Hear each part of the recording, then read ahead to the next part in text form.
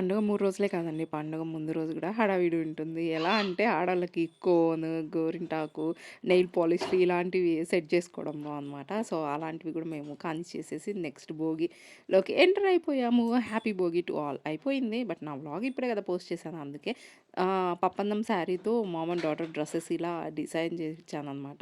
నేను water fall చున్నీని try చేశాను. ఆ డ్రెస్‌కి సెట్ అయిందో లేదో చెప్పండి మీరే.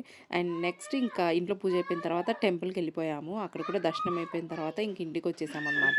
భోగి అంటేనే మార్నింగ్ దోసలు, ఆఫ్టర్‌నూన్ పులగం పచ్చడి కదా! మా అమ్మ చేసింది. మేము తిని పెట్టామనమాట. ఇంకా బజ్జుందాం అందరం తినేసి ఈవినింగ్ అయ్యేసరికి స్నాక్స్ అంటే ఇంకా సమోసా తెచ్చారు. అవి కూడా తిని భోగి అంటే ఇంకా భోగి పళ్ళు పోయాలి కదా పిల్లలకి. 11 ఇయర్స్ వచ్చే వరకు పిల్లలకి భోగి పళ్ళు పోస్తాం కదా!